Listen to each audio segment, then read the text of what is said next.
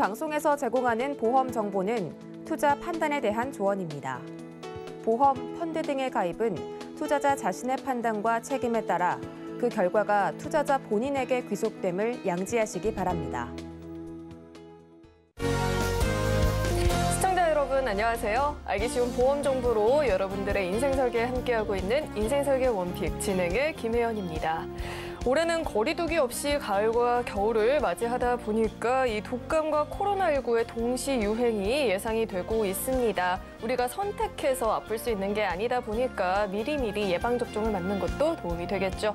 그리고 또 다른 질병들에 대한 예방은 오늘 저희 방송 시청하는 걸로 대신해 보면 어떨까요? 그리고 저희 인생설계 원픽은요, 유튜브로도 시청이 가능합니다.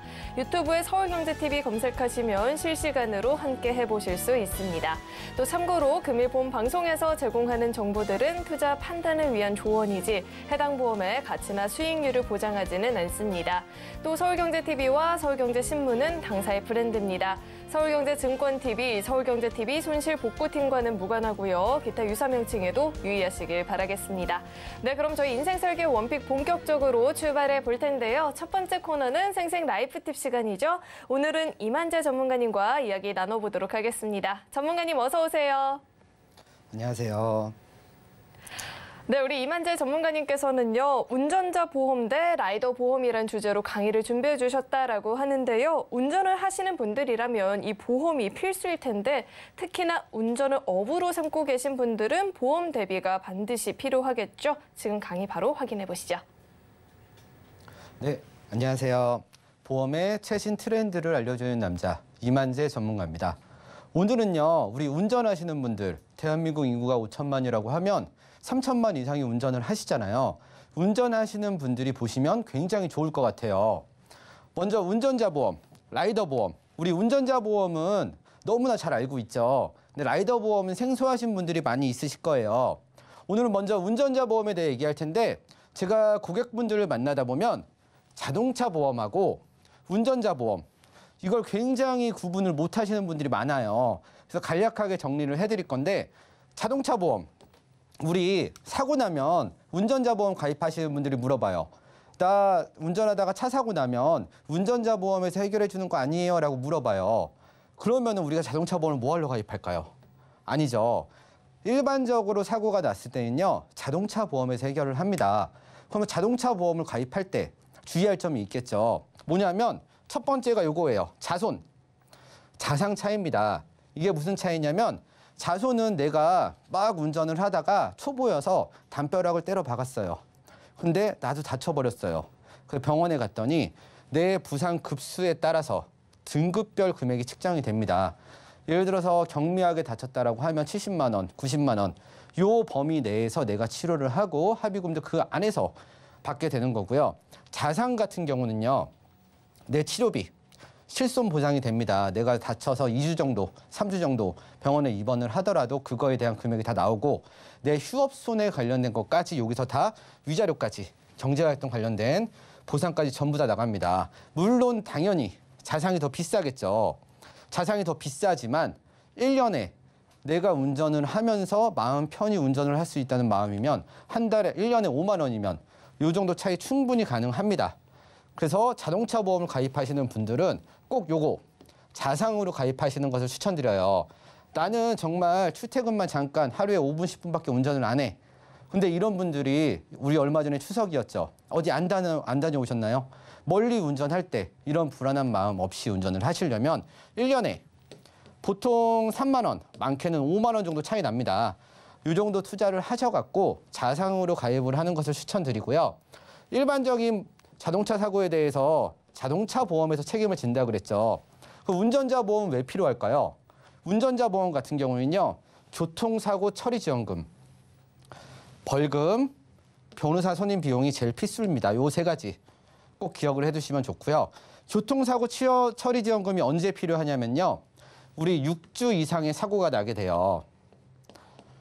내가 길을 가다가 가장 흔한 사고가 이거예요. 우리 일주일에 한 번 혹은 2주에 한 번씩 인도로 돌진을 하면서 운전을 합니다. 왜냐하면 우리 기름 넣어야 되죠.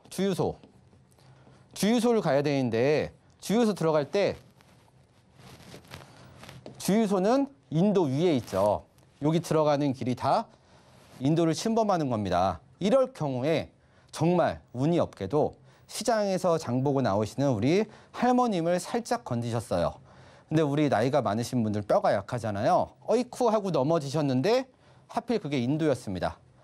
그러면 이분 같은 경우 뼈가 부러지면 잘 붙을까요? 잘 안 붙죠. 그리고 연골이 만약에 나갔다. 후유장애까지 남아요. 진단 8주가 나왔네요. 이분이 치료하는 거에 대해서 물론 자동차 보험에서 처리를 합니다. 그러면 교통사고 처리지원금이 왜 나가게 되냐면 6주 이상의 사고가 발생하게 되면요. 우리 민법적인 책임이 아니고요. 형사적인 책임이나 행정적인 책임이 따를 수가 있어요. 우리가 운전을 하다가 상대방에게 6주 이상의 피해를 입히게 되면 형사상 책임을 지게 되는데 이때 개인 합의라는 것을 보게 됩니다. 그게 바로 교통사고 처리지원금에서 나가게 되는 거고요.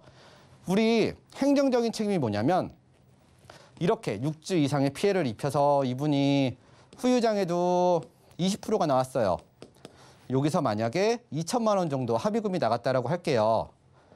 근데 우리가 10일의 중과실을 저질렀죠. 인도를 침범해서 사람을 쳤으니까. 그러면 약식 재판을 받게 됩니다.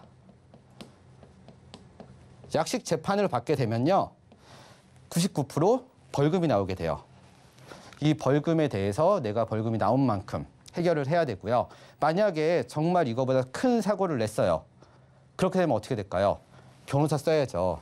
옛날에 변호사 비용 300만 원, 500만 원 이랬어요. 근데 지금은 3천만 원씩 변호사 선임 비용이 들어가 있습니다. 우리 사고 나서 내가 불안한데 좋은 변호사, 우리 한문철 변호사 같은 분 쓰면 좋잖아요.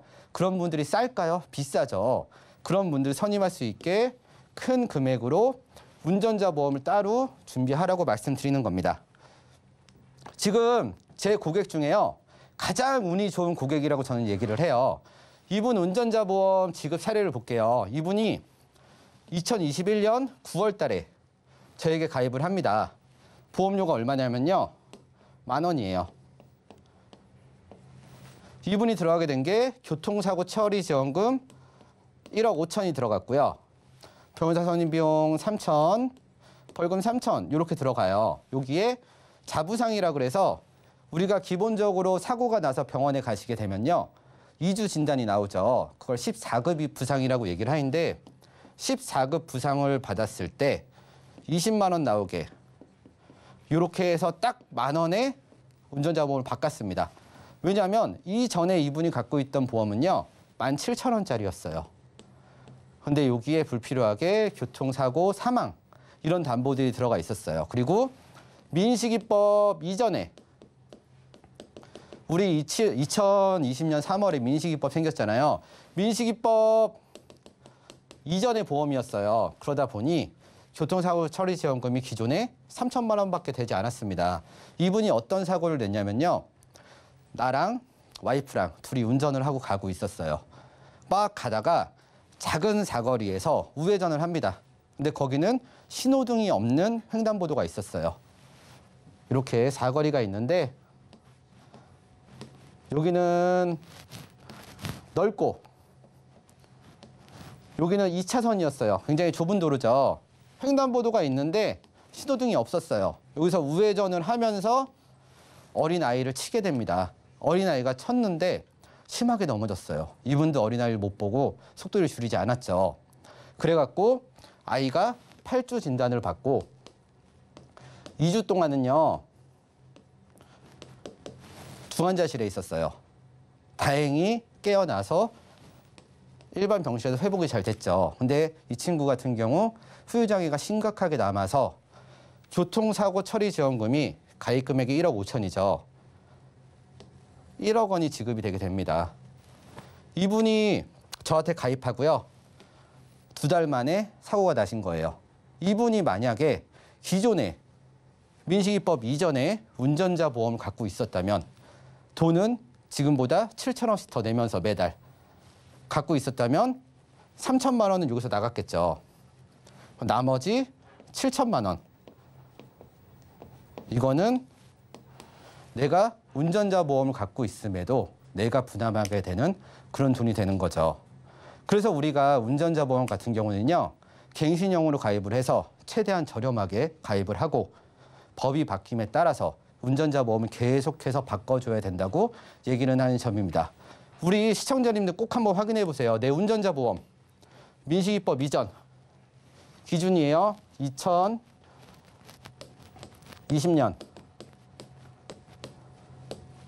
3월 이전에 가입하신 분들은요.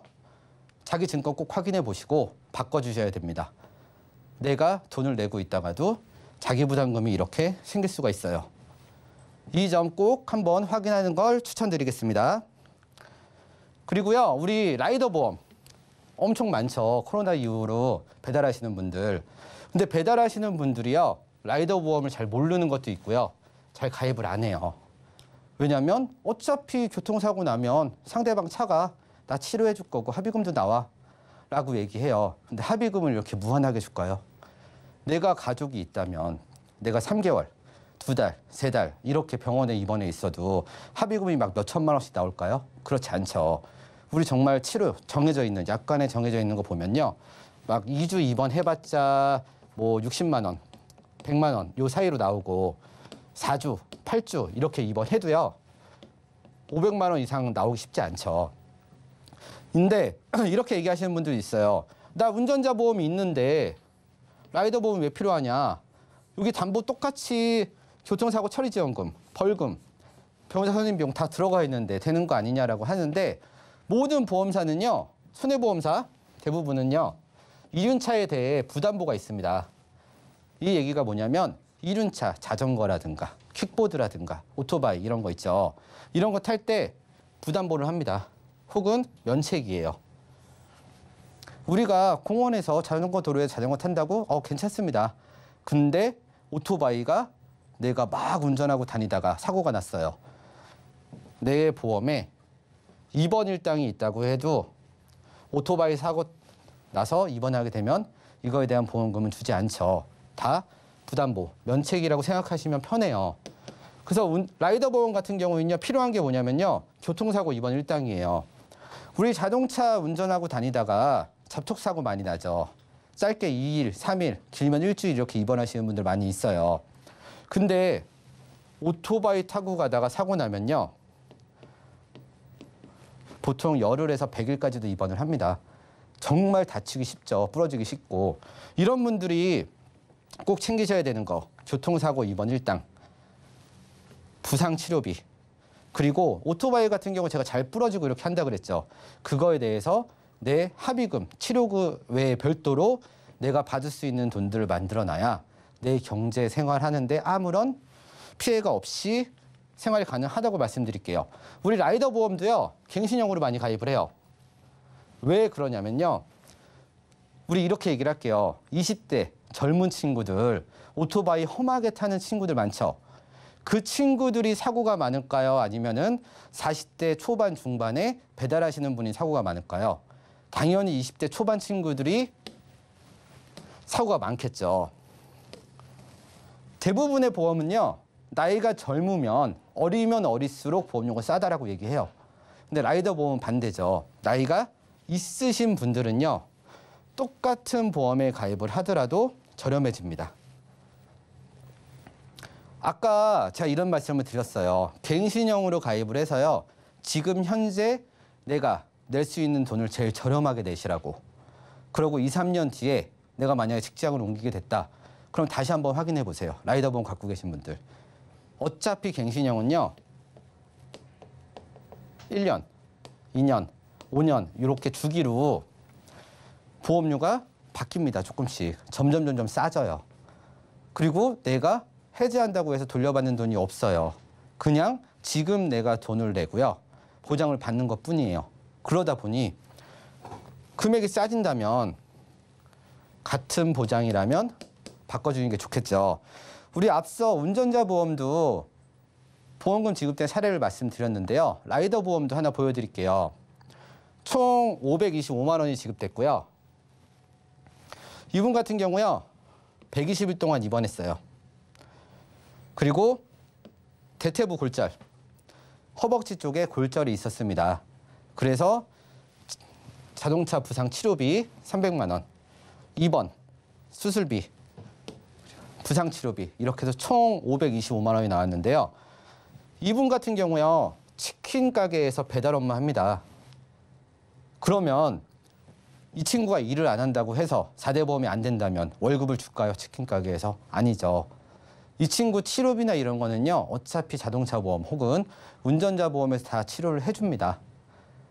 대신에 이 친구가 쉬면서도 이런 돈들을 받아갈 수 있겠죠. 이 친구가 라이더 보험이 없었다면 내 치료비나 이런 거 외에 별도로 받을 수 있는 돈이 있을까요? 없겠죠.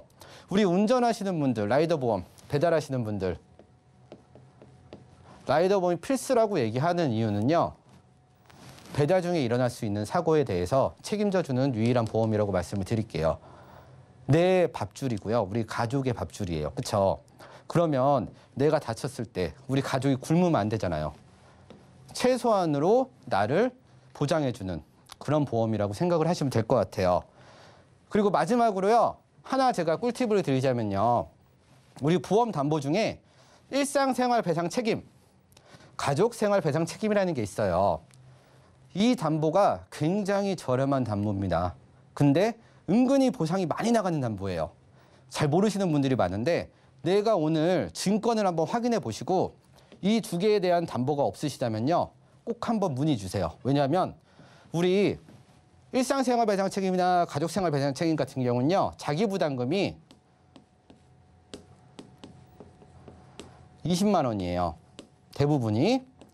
그리고 누수 관련해서 50만 원입니다. 찾아보니까 내 남편은 가족생활 배상 책임이 있는데 나는 없어. 근데 가족생활 배상 책임이니까 나도 되고 우리 아이도 되고 다 되는 거 아니야? 라고 하시는 분들이 있어요. 물론 다 됩니다. 근데 제가 이걸 말씀드리는 이유는요. 이 자기부담금 때문이에요. 자, 하나 예를 드릴게요. 우리 아이가 5살짜리 꼬마 아이가 아이를 데리고 우리 와이프랑 같이 친구네 집에 놀러 갔어요. 근데 아이가 장난감을 TV에 던져버렸어요. 근데 이 TV가 엄청 좋은 거네요. 수리비가 100만 원이 나왔다고 할게요. 우리 아이가 실수로 깨트렸죠. 그러면 수리비 100만 원 중에 자기부담금 20만 원을 빼놓고 80만 원이 지급이 됩니다. 보험금으로.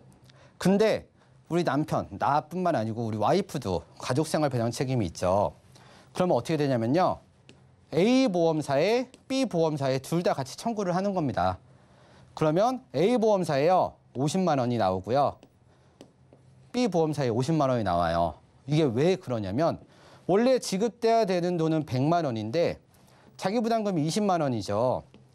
그럼 80만 원이 나가야 되는데 양쪽에 있기 때문에 50만 원씩 지급이 돼서 내 돈이 들어갈 일이 없게 됩니다.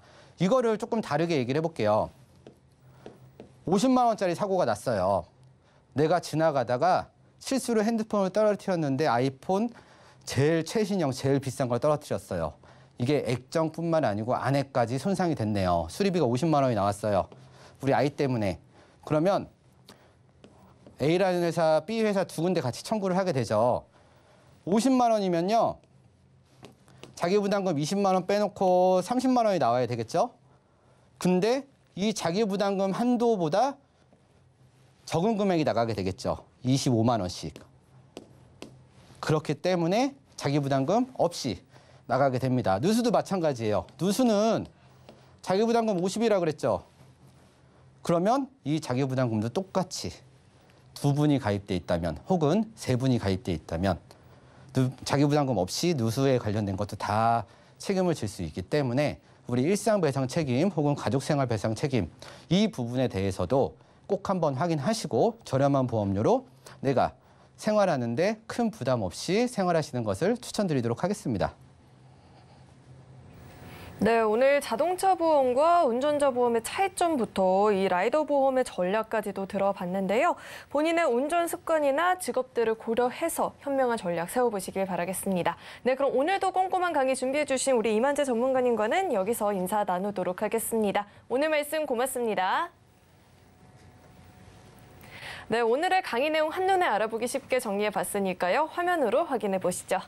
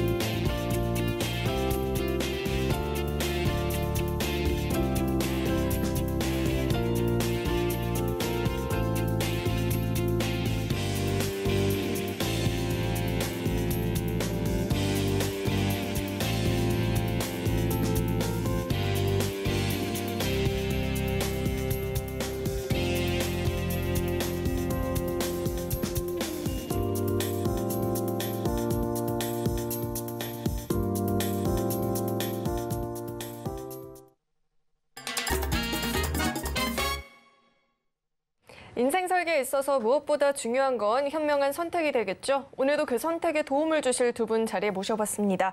윤창민 전문가님 그리고 김범록 전문가님 자리에 나와 계십니다. 두 분 어서 오세요. 네, 오늘은 또 어떤 주제로 이야기 나눠보면 좋을지 오늘의 주제 화면으로 확인해 보시죠.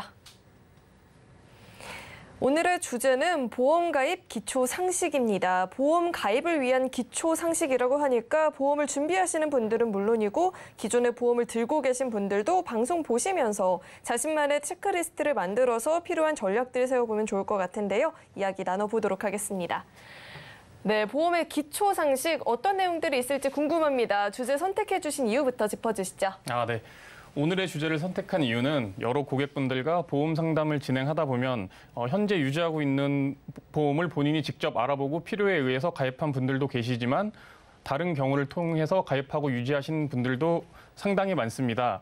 예를 들면 부모님이 가입시켜 주시거나 지인이 가입해달라고 부탁하거나 또는 주변인들이 좋은 보험이라고 말을 해서 확인도 하지 않고 가입을 하는 경우가 참 다양했는데요. 하지만 이렇게 가입을 해서 유지를 하다가도 정작 혜택을 받아야 할 때 받지 못하고 불이익을 당하는 경우가 종종 있습니다. 또한 한 달에 나가는 보험료가 부담이 없다고 하더라도 납입 기간이 10년에서 20년으로 설정된 보험이라면 총 납입 보험료가 상당한 액수가 되기 때문에 가입된 보험이 본인에게 정말 맞는 필요한 보험인지 방송을 보시면서 확인해 보시기 바랍니다. 네, 지인의 추천이나 부모님에게 물려받았을 경우에는 제대로 공부하지 않고 가입하는 경우가 많다 보니까 문제점이 있을 것 같아요. 그렇다면 구체적으로 어떤 사례 만나보셨을까요? 네, 오늘 주제와 관련된 구체적인 사례는 결혼을 앞둔 30대 중반의 예비 신랑분의 사례입니다. 네, 현재 가입된 보험은 부모님이 가입시켜준 보험을 계속 유지하고 있으셨고 크게 아파서 병원을 가보신 적도 없고 가족력도 없고 그래서 보험에 대해 관심이 크게 없으시다가 이번에 예비 배우자님의 권유로 보험 점검을 받은 사례입니다. 자료를 보시면서 설명드리겠습니다. 이해를 돕기 위해서 자료는 현재 가입 시점으로 설명을 드리며 기존 가입된 보험의 주요 특약들을 몇 가지 정리하였고 이 고객의 경우 갱신보험을 가입하여 유지하고 계셨습니다. 처음 가입 시점부터 두 보험의 보험료 차이가 크게 나는 것을 확인할 수 있습니다. 고객의 입장에서 진단비는 같지만 보험료가 몇 배나 더 비싸다면 비싼 보험을 가입하지 않고 금액이 저렴한 보험을 가입할 것입니다. 하지만 여기서 중요한 것은 고객이 납입해야 하는 보험료도 중요하지만 갱신보험과 비갱신보험의 차이점을 확인하시고 가입하셔야 합니다. 표에 3대 진단비를 예로 들어보면 갱신보험의 암 진단비 3천만 원이 가입 시점에는 12,360원의 부담 없는 금액으로 보험을 유지할 수 있지만 20년 뒤에 1회 갱신 시 12,360원의 보험료가 64,290원으로 크게 올라가는 것을 확인할 수 있습니다. 뇌혈관 진단비도 5,920원에서 1회 갱신 시 37,760원, 허혈성 심장 진단비도 2,340원에서 1회 갱신 시 8,650원으로 전체적으로 금액이 오르며 이후 2회, 3회 갱신 시 금액의 변동폭은 더 커지게 됩니다. 이처럼 상품 내 갱신 보험료 예시를 보면 가입 시점보다 갱신 시 보험료가 크게 오르는 것을 알 수 있으며 그 보험을 유지하는 동안 보험사의 손해율과 개인 건강 상황에 따라 보험료의 증가율은 더 커지거나 작아질 수 있고 혹은 가입이 거절될 수 있다는 점 유의하시기 바랍니다. 그렇지만 갱신보험은 가입 시 부담 없는 보험료로 많은 진단비를 가입하여 유지할 수 있다는 장점이 있는 반면 비갱신보험의 경우 매달 납입하여야 하는 보험료의 부담이 갱신보험과 비교하여 클 수는 있지만 안정적으로 동일한 금액을 일정 기간 납입한다는 점이 갱신보험의 가장 큰 차이점이라고 할 수 있습니다. 다시 사례로 돌아 설명드리면 시청자님께서 갱신과 비갱신을 제대로 인지하지 못하고 계셨고 이후 비교 설명하여 필요한 보험을 제안했던 사례입니다. 다른 사례는 보험료 납입 기간에 관한 사례입니다.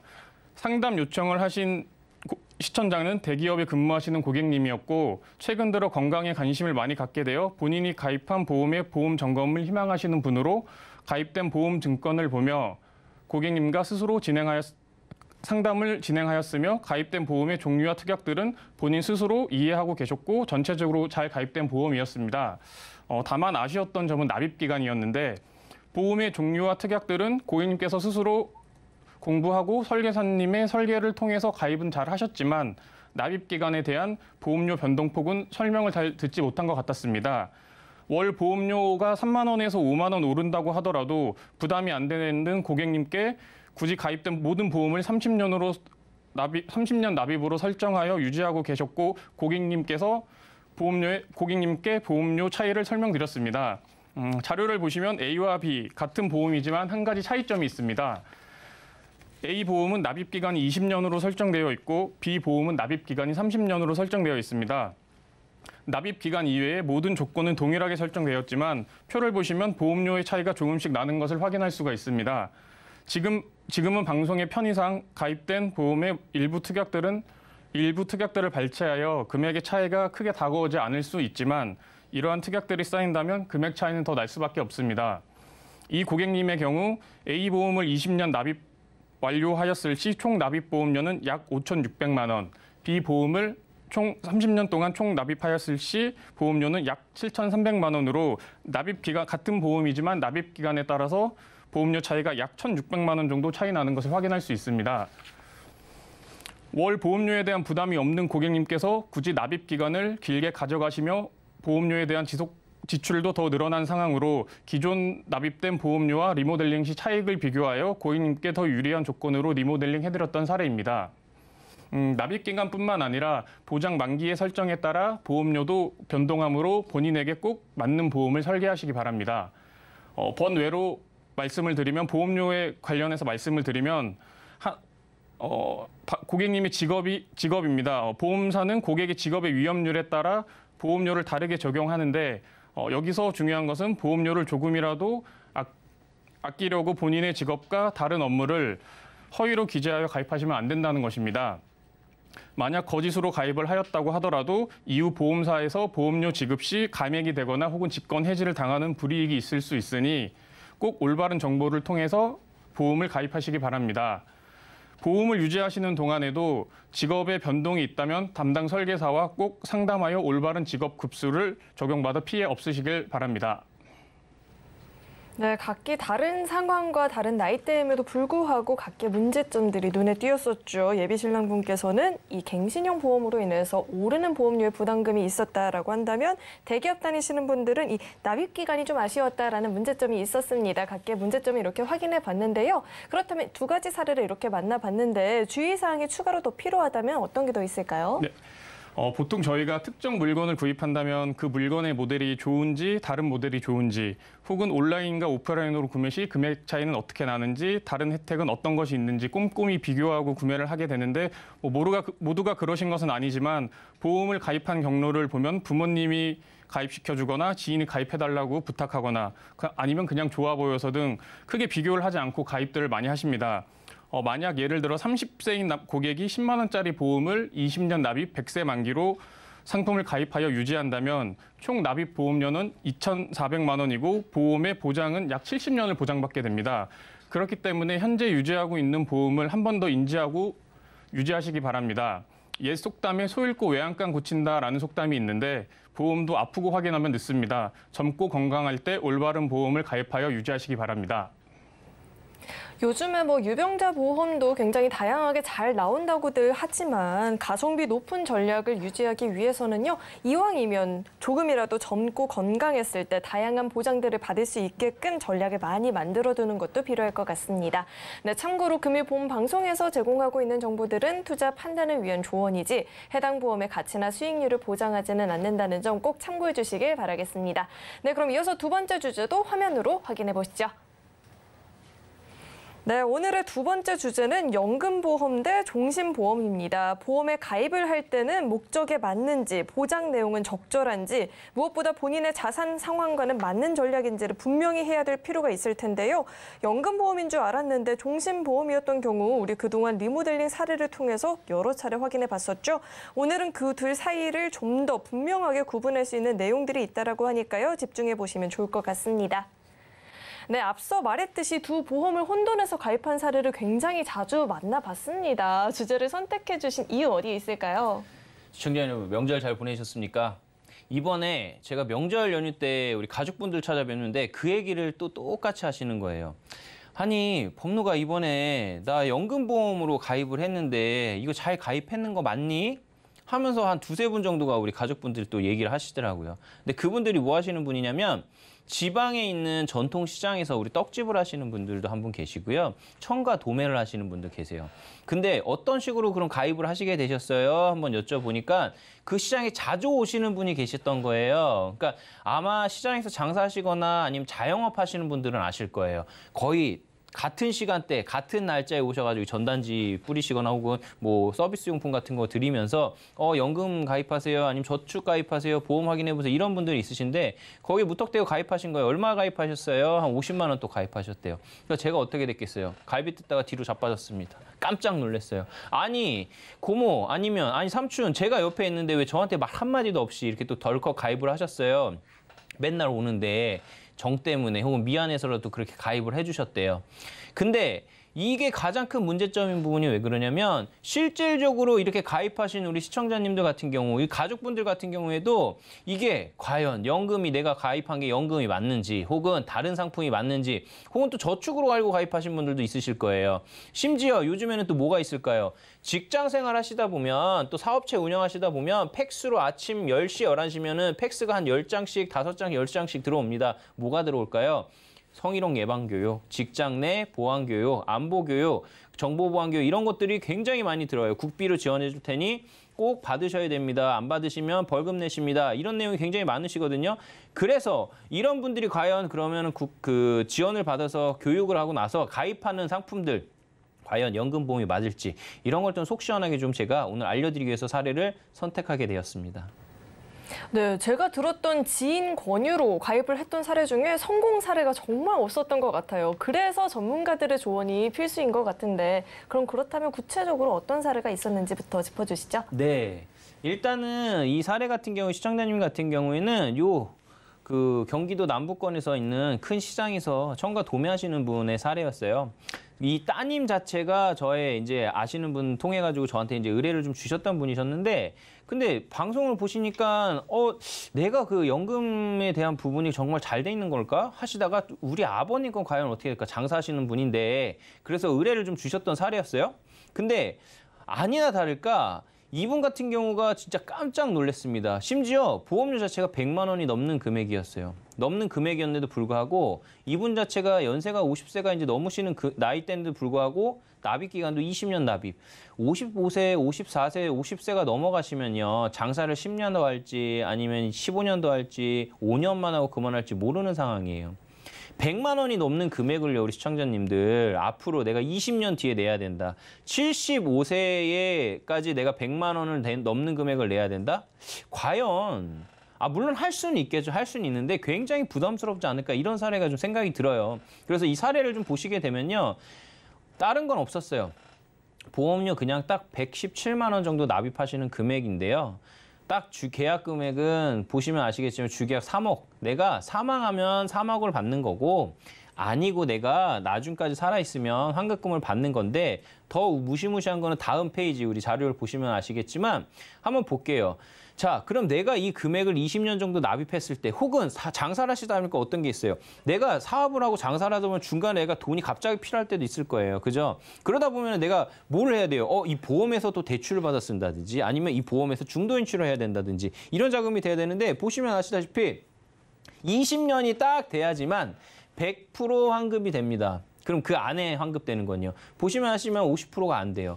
그러면 이 장사하시는 입장에선 그랬을 거예요. 나는 이 사람 와가지고 정으로 혹은 너무 이 사람이 열심히 해가지고 가입하고 도와줬는데 실질적으로 내가 돈이 딱 필요해서 보니까 어떻게 돼요? 50%도 내가 못 찾는 금액이 되는 거예요. 실제로 납입한 거 볼게요. 금액이 얼추 한 2억 3천 정도 납입을 하시는데 찾는 금액, 내가 중간에 받을 수 있는 금액 19년까지 납입을 했는데도 얼마 받을 수 있어요? 1억 한 1,000만 원 정도 안 되는 50%가 안 되는 금액 찾는 겁니다. 그럼 이분은 어떻게 될까요? 이러면 또 보험에 대한 신뢰가 확 떨어지는 거예요. 그래서 이분은 처음에 가입할 때부터 연금으로 이거는 쓰시면 되는 거예요 했는데 문제는 또 여기서 생각됩니다. 뭐냐면 이 상품 자체가 뭐였어요? 주계약 3억, 사망했을 때 3억을 지급해주는 종신보험이었단 말이에요. 그러다 보니까 똑같이 연금을 받는다고 해도 내가 받는 연금액이 굉장히 적을 수밖에 없다는 거예요. 왜 그래요?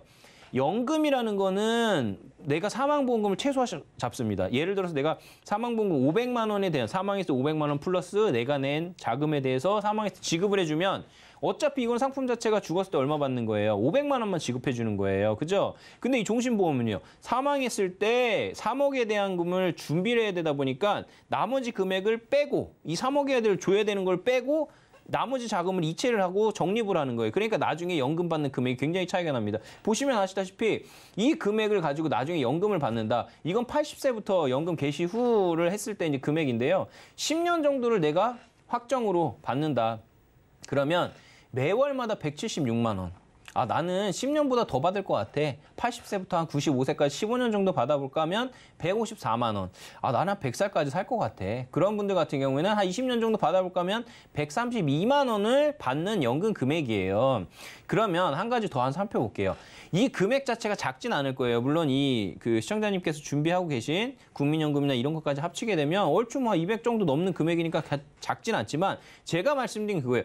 작은 금액을 받기 위해서 연금을 하시는 게 아니고 똑같은 금액을 내도 얼마큼 더 극대화낼 수 있냐. 이 부분 때문에 연금을 가입하시는 건데요. 그럼 과연 내가 종신보험을 가입하지 않고 연금으로 내가 110만 원, 117만 원을 가입했을 때 과연 어떤 효과를 내느냐.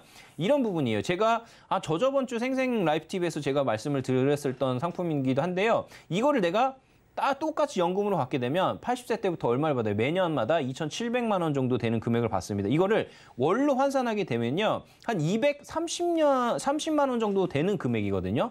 그러면 이렇게 볼게요. 아까 요 전표에 보셨던 것처럼 10년을 받았을 때 얼마였어요? 한 170만 원 정도 됐었어요. 그 금액하고는 거의 50만 원, 60만 원 정도가 차이가 나고요.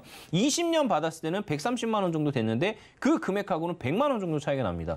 그러면 우리 시청자님들 볼게요. 내가 가입한 게 과연 연금이냐 종신보험이냐 혹은 이 종신보험을 가지고 사망보험을 띈 금액을 가지고 내가 적립을 해서 그걸 가지고 내가 연금을 받을 것이냐 아니면 순수하게 내가 연금을 받을 것이냐 이걸 정확하게 결정을 하신 다음에 상품을 가입하셔야 정확하게 내가 맞는 금액을 받을 수 있거든요. 그럼 볼게요. 똑같이 나는 110만 원을 내지만 어떤 분들은 170만 원 연금을 받는 거고 또 어떤 분들은 230만 원 받는 거예요. 얼마나 차이가 큽니까? 그래서 이분 같은 경우에 제가 리모델링 사례를 이렇게 좀 전해드렸어요. 사망보험금은 한 550만 원 정도 이렇게 책정이 됐어요. 근데 보면 뒤에 물결 표시가 돼 있죠. 이 얘기는 뭐냐면 550만 원부터 시작을 한다는 거예요. 그럼 내가 혹시라도 최고 그냥 낮은 금액은 혹시라도 내가 납입을 하는데 1년 뒤에 사망하게 된다면 550만 원 플러스 내가 지금 납입한 금액을 준다는 거예요.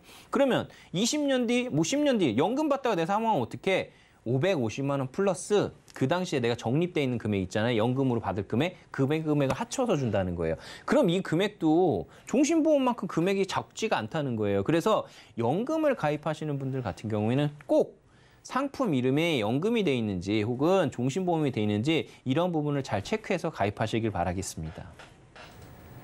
네, 117만 원이라니 제가 만나봤던 사례 중에서 역대급으로 높은 금액이었거든요. 그런데도 목적과 맞지 않았다라고 해서 굉장히 아쉬웠는데 해결책 덕분에 연금 목적과 잘 맞게 이렇게 설정이 된 것 같습니다. 그렇다면 제시해 주신 이 해결책 위에 주의사항이 필요하다면 어떤 게 더 있을까요? 네.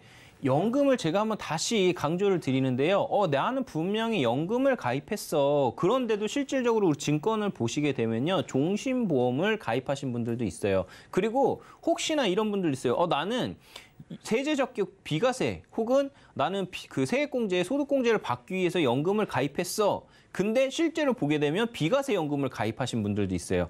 그래서 연금에 대한 차이는 내가 나이가 젊으냐 혹은 나이가 50대 이상이냐 혹은 내가 직업이 근로소득자냐 아니면 사업자냐 아니면 자영업자냐 이거에 따라서 연금에 가입하는 성격도 굉장히 달라져야 되고요. 제일 큰 건 뭐예요? 상품명 자체에 종신보험이냐, 연금보험이냐, 연금저축보험이냐 이 이름 자체를 잘 컨택해서 가입하시면 아마 우리 시청자님들이 원하시는 보험을 딱 꼭 가입할 수 있을 거라 그렇게 말씀을 좀 드리겠습니다. 100세 시대의 이야기가 나오게 되면서 이 노후를 위해서 연금보험에 가입하고 있는 경우들이 늘어나고 있는데요. 타인의 의견에만 너무 의존하지는 마시고 조금은 번거롭더라도 직접 공부를 해가면서 다양한 전략들을 비교 분석한 뒤에 가입을 해보시는 걸 추천드리겠습니다. 네, 그리고 참고로 금일 본 방송에서 제공하고 있는 정보들은 투자 판단을 위한 조언이지 해당 보험의 가치나 수익률을 보장하지는 않는다는 점 다시 한번 안내해드리겠고요. 이어서 검색어 Q&A 시간으로 넘어가 보겠습니다.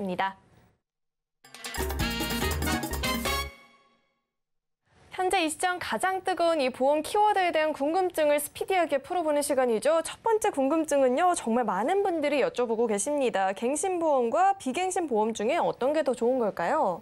정확하게 말씀드리면 어떤 보험이 더 좋다. 정답은 없습니다. 두 보험의 장점과 단점이 분명하게 나뉘고 사람마다 개인의 환경과 건강 상태가 다르기 때문인데요. 예를 들면 연세가 70세인 고객이 20년 납 100세 만기 상품이 적당할까요? 아니면 5년 혹은 10년짜리 갱신 상품이 적당할까요? 이제 막 태어난 아기가 보험을 유지한다면 갱신으로 유지하는 게 좋을까요? 아니면 비갱신 상품으로 유지하는 게 적당할까요? 이러한 상황에 개인의 경제력, 건강 상태, 가족력 등이 더해지고 상품의 납입 기간, 만기 시점, 갱신, 비갱신 등이 더해진다면 경우의 수는 더 다양해지기 때문에 본인의 상황을 전문가와 충분히 상담하고 본인에게 맞는 보험을 제안받는 것이 가장 중요하다고 생각합니다. 네, 특히나 이 연령에 따라서 또 다른 전략들을 취하는 그런 유동성이 필요해 보입니다. 이어서 다음 궁금증은요. 앞서 리모델링에서도 연금에 대해서 이야기를 해주셨는데 연금의 종류와 또 2040 세대의 연금은 어떻게 가입하는 게 좋을까요? 네, 먼저 저희가 20대, 30대 우리 직장 초년생 분들은 어떤 식으로 세팅을 하는지 먼저 말씀드릴게요. 가장 중요한 거, 내 급여 자체가 4천만 원이 넘는 구간이 된다. 제일 정확한 건 4,500이에요. 4,500 미만이다, 4,500 이상이다. 이 구간에 따라서 세제적격 연금에 IRP를 넣느냐 안 넣느냐를 결정하셔야 돼요. 기본적으로 4,500까지, 심지어 3,500에서 4,500, 이 1,000만 원 사이 구간에서는 세제적격 연금을 꼭 가입하시라고 말씀드려요. 세제적격 연금은 이름 자체에 연금 저축이나 아니면 연금 증권이라는 이런 식으로 앞에 연금 저축이라는 부분이 꼭 붙습니다. 이 세제적격은 뭐예요? 말 그대로 소득 공제, 세액 공제를 위한 부분이기 때문에 이 4,500만 원 구간까지 가시는 분들은 꼭 요거를 가입하셔가지고 연말정산을 최대 극대화로 높이시는 게 좋고요. 내가 만약에 50대가 넘어가는 뭐 소득 자체가 그렇게 돼버리시면 뭐 대기업 다니시거나 아니면 뭐 경력이 좀 꽤 되신 분들 같은 경우에도 이런 분들 같은 경우는 거의 한 1억 정도 페이, 한 8천에서 1억 정도 사이가 되시는 분들이 있으세요. 그분들 같은 경우에는 IRP까지 넣으셔가지고 또 최대한의 세액공제 구간을 좀 넓히셔라 이제 이렇게 말씀드리고요. 근데 요거는 이제 근로소득자예요. 4대 보험을 적용받는 근로소득자에 대한 부분이고요. 내가 만약에 자영업자라든지 혹은 사업을 하는 사장님들이다. 그러면 기본적으로 우리가 갖고 가야 될 거는 뭐예요? 세제적격 연금에 대한 건 당연히 깔고 가야 되는 거는 맞아요. 왜? 소득 구간을 우리 다운시켜야 되니까요. 근데 그 다음에 중요한 게 뭐냐면 이분들 같은 경우 4대 보험을 넣고 계시는 우리 근로소득자분들 같은 경우에는 기본적으로 내가 퇴직금이라든지 어떤 산재라든지 뭐 국민연금 이런 부분을 굉장히 많이들 갖고 계시거든요. 문제는 자영업자 이분들 같은 경우 4대 보험 중에 국민연금을 안 납입하시는 분들도 굉장히 많아요. 내 자이든 타이든 안 낼래 이런 분들 굉장히 많으시거든요. 심지어 나이대가 어떻게 해서 50대예요. 이런 분들 같은 경우 이제 앞으로 일하실 날이 얼마 그렇게 많이 남지 않았어요. 물론 내가 일을 뭐 그 자영업자라는 게 60세, 70대 정해진 건 아니죠. 내가 정말 몸이 아파서 못하는 경우가 있는데 이미 이분들 같은 경우는 10년, 20년, 30년을 그동안 일을 해오셨기 때문에 이제 몸에 속된 얘기로 골병이 들기 시작합니다. 그러면 60세가 넘어가시면 진짜 병원 다니시거나 몸이 아파가지고 못하시는 경우도 되게 많거든요. 그래서 그런 분들 때문에라도 이분들은 세제적격 기본적으로 깔고 가되 비과세 연금을 꼭 가입하시라고 말씀을 드려요. 근데 그 비과세 연금도요. 종신보험을 가지고 연금 전환. 이거는 연금이 아니에요. 그냥 연금을 전환할 수 있는 성격의 특약이 있는 그 상품은 바로 종신보험이에요. 이 상품을 가입할 거냐, 연금보험 가입할 거냐. 요거에서 왔다 갔다 하시는 분들이 있는데 여기서 그럼 제일 중요한 포인트는 뭐냐면 선택 포인트는 이거예요. 대부분의 분들이 나 그럼 사망도 되고 연금도 되는 거 가입할래. 그럼 반대로 시청자님 이렇게 볼게요. 연금은 사망했을 때 사망보험금 안 주나요? 드린다고 말씀드렸잖아요. 그래서 연금 같은 경우에도 내가 사망했을 때 사망보험금 일부 지급을 하기 때문에 물론 많지는 않겠죠, 종신보험보다. 그래서 이 밸런스를 좀 적당히 맞춰 갖고 가시는 게 가장 좋다고 이제 말씀드린 거고요. 제일 중요한 거 20대, 30대, 그리고 40대, 50대에 연금 가입해야 되는 성격이 굉장히 다르시고요. 그리고 내 직업이 4대 보험을 적용받는 근로소득자냐 아니면 자영업자, 내가 내 직접 사업을 직접 하시는 대표, 법인의 대표냐 아니면 자영업자냐 이런 것에 따라서 성격을 꼭 달리 가입하시라고 다시 한번 강조드리겠습니다.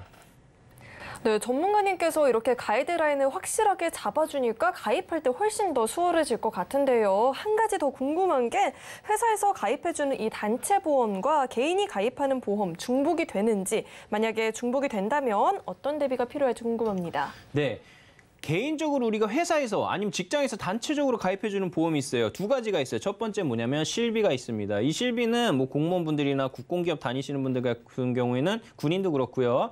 이런 분들 같은 경우는 실비, 그냥 내가 갖고 있는 실비 외에도 실비를 또 가입해줘요. 다치거나 아프거나 했을 때. 그러면 이 실비는 기본적으로 뭐예요? 중복 보상이 안 되는 비례 보상 상품이에요. 그러다 보니까 내가 갖고 있는 보험하고 이 실비하고 중복 보상이 안 돼요. 그럼 한쪽에서만 받든지 아니면 똑같은 100만 원 병원비가 나오거나 치료비가 나오면 50만 원 받는 구조인데요. 반대로 종합적으로 그냥 가입해 있는 상해보험을 가입하는 경우가 있어요. 이거는 좀 어려운 일이나 힘든 일을 하시는 그런 사업체들이 굉장히 많죠. 조선소라든지 이런 데 같은 경우는요. 근데 거기는 뭐냐면 골절했을 때 얼마, 수술했을 때 얼마, 입원했을 때 얼마 이렇게 받는 그런 특약들로 돼 있는 경우가 있어요. 이건 뭐예요? 실비가 아니에요. 실비는 말 그대로 뭐예요? 내가 낸 돈을 돌려주는 거지만 이 보험 자체는 단체 보험인데도 골절 얼마, 입원 얼마 정해진 보험이에요. 그래서 정액 보상이기 때문에 이런 보험들 같은 경우에 내가 갖고 있는 보험하고 아무리 내 보험에서 다 금액을 받았다고 해도 중복이 다 됩니다. 다만 실비에 대한 부분에 대한 것만 중복 보상이 안 된다고 보시면 돼요. 그럼 또 한 가지, 실비 외적으로 거기서 또 다른 특약들이 있을 거예요. 실비 외적으로 상해 이런 것들. 그러니까 실비만 중복이 안 될 뿐이지 입원비, 수술비, 그다음 진단비 같은 경우에는 내가 갖고 있는 보험과 동일하게 중복으로 보상이 된다. 이렇게 이해를 하시면 편하실 것 같습니다.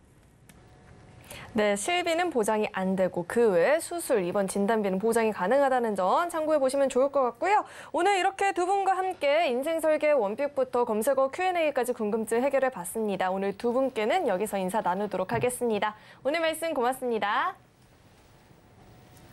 네, 참고로 금일 본 방송에서 제공했던 정보들은 투자 판단을 위한 조언이지 해당 보험의 가치나 수익률을 보장하지는 않습니다. 또 서울경제TV와 서울경제신문은 당사의 브랜드입니다. 서울경제증권TV, 서울경제TV 손실복구팀과는 무관하고요. 기타 유사 명칭에도 유의하시길 바라겠습니다.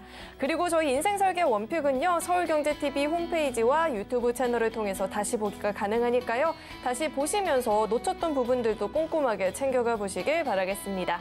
네, 그럼 오늘 저희가 준비한 내용은 여기까지고요. 저희 방송 끝까지 함께해 주신 여러분 고맙습니다.